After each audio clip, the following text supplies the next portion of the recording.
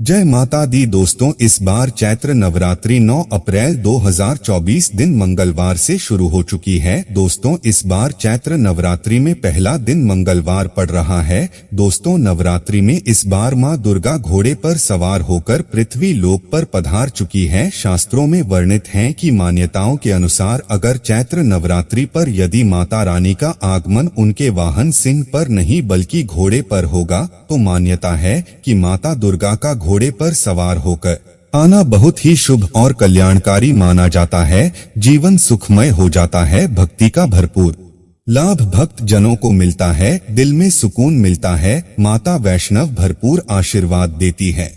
दोस्तों, इस बार चैत्र नवरात्रि पूरे 9 दिनों तक चलेगी, यानी 9 दिनों तक नवरात्रि का पर्व मनाया जाएगा। ना एक भी दिन कम ना एक भी दिन ज्यादा, पूरे 9 दिनों तक चलेगी। माता वैष्णो की पूजा, मां शेरावाली की विशेष रूप से पूजा आराधना की जाएगी। चैत्र नवरात्रि का महापर्व इस बार 2024 में 9 अप्रैल दिन मंगलवार से शुरू होकर 17 अप्रैल दिन बुधवार को समाप्त होंगे। दोस्तों, चलिए अब जानते हैं नवरात्रि में कौन कौन सी सब्जी नहीं खाना चाहिए और कौन कौन सी सब्जी खाना चाहिए और कौन सा फल खाने से व्रत टूट जाता है। आइए जानते हैं नवरात्रि में क्या खाएं और क्या नहीं खाएं और क्या पीना चाहिए और कौन सा फल खाना विशेष और शुभकारी माना गया है।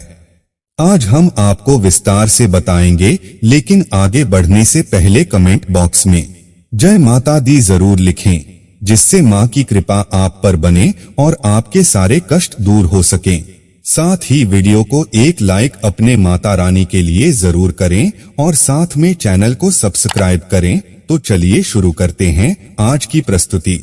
दोस्तों, शास्त्रों के अनुसार बताए गए व्रत चाहे किसी भी प्रकार के क्यों ना हो, उनसे जुड़े पालन का नियम करना अति आवश्यक माना जाता है, क्योंकि जो मन के मुताबिक किया जाए वह संघर्ष नहीं कहलाता। कहा जाता है कि मनोकामना को पूर्ण करने के लिए थोड़ा सा संघर्ष यानी कि तपस्या तो करनी ही पड़ती है। इसीलिए ऐसी मान्यता है कि व्रत को पूर्ण विधि विधान से किया जाना चाहिए, तब आपको व्रत का पूर्ण लाभ फल प्राप्त होता है। अति उत्तम और शीघ्र दीर्घायु वरदान प्राप्त होता है। आपकी सभी मनोकामनाएं शीघ्र मैया रानी पूर्ण करती हैं।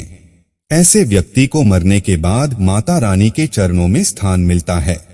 वह सदैव मां की सेवा करता है। ऐसा भक्त स्वर्गलोक में जाता है। इसीलिए ज्योतिष शास्त्र यही कहता है कि सच्चे दिल से अगर आपके मन में ईश्वर के प्रति श्रद्धा हो तो बिन पूजा पाठ के ही सारा फल मिल जाता है, और अगर मन में ईश्वर के प्रति शंका हो तो उस मनुष्य को कई जन्मों तक सुख नहीं मिलता, वह नरक में ही भटकता रहता है। भगवत गीता में भगवान श्री कृष्ण ने स्वयं कहा था, जो मनुष्य सच्चे हृदय से ईश्वर को पुकारता है तो उसका नाता उस शक्ति से जुड़ जाता है जिसे आपने सच्चे हृदय से पुकारा था। इसलिए भगवान भी कहते हैं कि सच्चे हृदय से ही ईश्वर को पुकारो तो वह आपकी हर मनोकामनाएं को पूर्ण करते हैं। दोस्तों, कई लोग ऐसे हैं जो भगवान के सामने घंटों पूजा पाठ करते हैं तथा रोते हैं, फिर भी भगवान उनकी कभी नहीं सुनते। दरअसल जब आप सच्चे मन से ईश्वर को पुकारते ही नहीं है तो भला वह आपकी पुकार कैसे सुनेंगे। दोस्तों, यह तो थी वह बातें जो भक्त और भगवान के बीच की है। अब हम जानते हैं नवरात्रों के दौरान क्या नहीं खाना चाहिए और क्या नहीं पीना चाहिए और कौन सा फल खाने से व्रत संपूर्ण असफल हो जाता है। दोस्तों, चाहे मर जाना भूल कर भी नवरात्रि के दिनों में पानी पूरी कभी मत खाना, क्योंकि इस दिन कभी बीच में शुक्रवार पड़ जाता है और शुक्रवार को मां संतोषी का वार कहा जाता है। माता संतोषी खट्टी चीज खाने वाले व्यक्ति से हमेशा क्रोधित रहती हैं, नाराज रहती है, क्योंकि नवरात्रों में माता संतोषी जागृत अवस्था में हो जाती है। माता संतोषी की शक्ति नवरात्रों में कई करोड़ गुना बढ़ जाती है। नवरात्रों में जब शुक्रवार पड़ जाए तो इमली नहीं खाना चाहिए, माता संतोषी नाराज हो सकती है, आपको दंड दे सकती है। नींबू नहीं खाना चाहिए। वैसे तो नवरात्रि के व्रत में नींबू खा लेना चाहिए, पर अगर शुक्रवार हो तो माता संतोषी के क्रोध से बचने के लिए नींबू नहीं खाना है। इस दिन नींबू का त्याग करना चाहिए। दोस्तों, पानी पूरी क्यों नहीं खाना चाहिए? क्योंकि उसमें लहसुन प्याज होता है और खट्टा भी होता है जो व्रत को भंग कर सकता है, पाप लग सकता है। ध्यानपूर्वक अगर आप शुक्रवार को खट्टा नहीं खाते हैं तो माता संतोषी आपको धन धान्य से मालामाल कर देती है, आपके घर में अपना वास बना लेती है। बस शुक्रवार के दिन नवरात्रों के दिनों में इस चीज का त्याग करना चाहिए, पालन करना चाहिए। नवरात्रों में लहसुन प्याज और खट्टा नहीं खाना चाहिए। फिर चाहे आपने व्रत भी नहीं रखा है, फिर भी आपको शुक्रवार के दिन या अन्य दिनों में लहसुन प्याज नहीं खाना चाहिए। लेकिन हाँ, पानी पूरी आप खा सकते हैं, वह भी जब नवरात्रि समाप्त हो जाए। दोस्तों, नवरात्रि के दिन सेब जरूर खाना चाहिए। शास्त्रों में बताया जाता है कि भगवान के भोग में सेब आदि जरूर अर्पित किया जाता है। अगर आपका व्रत है तो आपको सेब जरूर खाना चाहिए। केला, पपीता, तरबूज और मीठे अंगूर जरूर खाना चाहिए। इन फलों से व्रतधारी को शक्ति मिलती है और व्रत संपूर्ण हो जाती है। शास्त्रों में बताया जाता है कि नवरात्रों के दिनों में सीताफल जरूर खाना चाहिए। सीताफल खाने से 25 ऐसी बीमारियां हैं जो खत्म हो जाती माना जाता है। नवरात्रों के दिनों में सीताफल का घर में प्रवेश होना बड़ा ही शुभ माना गया है। सीताफल खाने से नवरात्रि का व्रत सफल हो जाता है, क्योंकि इसमें माता सीता का आशीर्वाद मिला हुआ होता है। माना जाता है भगवान राम के वनवास के दौरान माता सीता ने यही फल खाया था। नवरात्रि के दौरान इसे जो भी खाता है उसे दुखों का सामना नहीं करना पड़ता। सीता फल आपको जरूर खाना चाहिए। माता सीता प्रसन्न होती हैं और आशीर्वाद देती। दोस्तों, नवरात्रों में तेल की तली हुई हरी मिर्च खा सकते हैं, लेकिन कम मात्रा में खाना है। व्रत के दौरान ज्यादा तीखा नहीं खाना चाहिए। व्रत में तीखा खाने से व्रतधारी की जो पेट की आंतें होती हैं उसमें जख्म हो सकते हैं। क्योंकि इस दौरान हम व्रत का पालन करते हैं तो हमारे पेट में कुछ नहीं होता, इसीलिए हल्का खाना खाना सर्वप्रिय और उत्तम माना जाता है। व्रतधारी को रसीले आलू अवश्य खाना चाहिए। इससे हमारे शरीर में ऊर्जा की भरपूर जरूरत जो होती है पूरी हो जाती है। आप आलू का पानी पी सकते हैं। रसीले आलू जरूर खाना चाहिए। दोस्तों, नवरात्रों में भिंडी की सब्जी जरूर खाना चाहिए। भिंडी में कई ऐसे पोषक तत्व होते हैं जो हमारी हड्डियों को मजबूत बनाते हैं तथा नवरात्रों में बैगन की सब्जी जरूर खाना चाहिए। लेकिन याद रहे, जब नवरात्रों में सोमवार पड़ जाए तो बैंगन की सब्जी मत खाना, पाप लगेगा। नवरात्रों में सब्जी में हरा धनिया जरूर डालना चाहिए। हरे धनिये से भी व्रतधारी को पोषक तत्व मिलते हैं।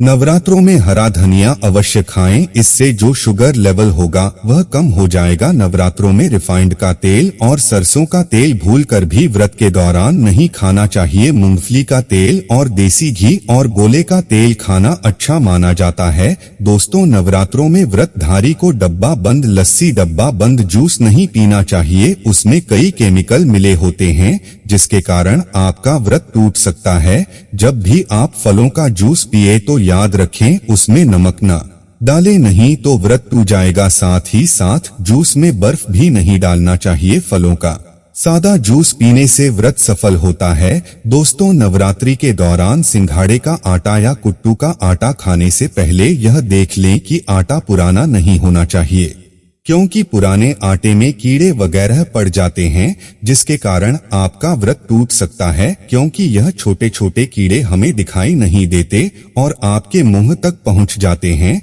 ऐसा आटा खाना मतलब कीड़े मकोड़ों का मांस खाने के बराबर माना गया है। दोस्तों, नवरात्रि के दौरान आप शाम के समय खाने में दही ले सकते हैं, आलू वगैरह खा सकते हैं, आलू के चिप्स खा सकते हैं, साबूदाने की टिकिया बनाकर खा सकते हैं, साबूदाने की खिचड़ी खा सकते हैं, आलू के पापड़ भी खा सकते हैं। कई सब्जियां तो ऐसी है जो नवरात्रि के दौरान भोजन में शामिल कर सकते हैं। इससे आपको एनर्जी मिलेगी और व्रत सफल हो जाएगा। नवरात्रि के दौरान आप दूध पी सकते हैं जो आपको ताकत देगा। चाय वगैरह भी पी सकते हैं, लेकिन याद रहे उसमें नमक ना डालें। चाय में नमक डालने से व्रत भी टूट जाएगा और हड्डियां भी गल जाती हैं। एक बात का ध्यान रहे, व्रतधारी को पेट भर खाना यानी गले तक भोजन नहीं करना चाहिए, नहीं तो व्रत रखने का कोई भी फायदा नहीं होगा। थोड़ा थोड़ा खा सकते हैं। दोस्तों, नवरात्रि के 9 दिन आदिशक्ति मां दुर्गा को समर्पित होते हैं। नवरात्रि के 9 दिन माता रानी के 9 अलग अलग स्वरूपों का पूजन किया जाता है। नवरात्रि के 9 दिनों तक माता रानी को अलग अलग स्वरूप के हिसाब से अलग अलग पुष्प, अलग अलग भोग अर्पित किए जाते हैं। लेकिन क्या आप जानते हैं, कुछ ऐसी वस्तुएं हैं जिन्हें नवरात्रि के दौरान भूलकर भी माता रानी को अर्पित नहीं करना चाहिए। अगर इन वस्तुओं को आप गलती से भी माता रानी को अर्पित कर देते हैं तो आपको व्रत और पूजन का पूर्ण लाभ नहीं होगा। इसीलिए माता रानी की कृपा प्राप्त करने के लिए आपको यह जानना अति आवश्यक है कि वह कौन सी ऐसी वस्तुएं हैं जो माता रानी के पूजन में भूलकर भी इस्तेमाल नहीं करना चाहिए। तो आइए मां का जयकारा लगाते हुए वीडियो को शुरू करते हैं। दोस्तों, नंबर 1, नवरात्रि के दौरान शादीशुदा महिलाओं को सफेद कपड़े पहनकर पूजा पाठ नहीं करना चाहिए। साथ ही साथ काले कपड़े भी नहीं पहनना चाहिए। इससे पूजा व्रत आदि खंडित हो जाती है। माता की चौकी जब आप लगाएं तो उसके नीचे कागज नहीं लगाना चाहिए। माता की चौकी हमेशा लाल कपड़ा बिछाकर ही बनाना चाहिए। हमेशा याद रहे, नवरात्रों के इन 9 दिनों तक व्रतधारी को अपना आसन मां की चौकी के आगे ही लगाना चाहिए और वहीं पर आपको सोना चाहिए। मंदिर को नवरात्रों के दौरान अकेला नहीं छोड़ा जाता, बहुत ही अशुभ माना जाता है। जरा आप ही सोचिए, माता रानी 9 दिनों के लिए धरती पर आकर आपके घर में रहने के लिए आई हैं और ऐसे में आप उन्हें अकेला अगर छोड़ते हैं तो माता भी आपको छोड़कर चली जाएंगी। वह कहेंगी इसको मेरी जरूरत नहीं है, वह अकेली पड़ जाती है। इसीलिए माता के पास में ही सोना चाहिए। दोस्तों, नंबर 2, नारियल। हिंदू धर्म में नारियल को समृद्धि, धन, श्रद्धा और सम्मान का सूचक माना जाता है। नारियल को श्रीफल भी कहा जाता है।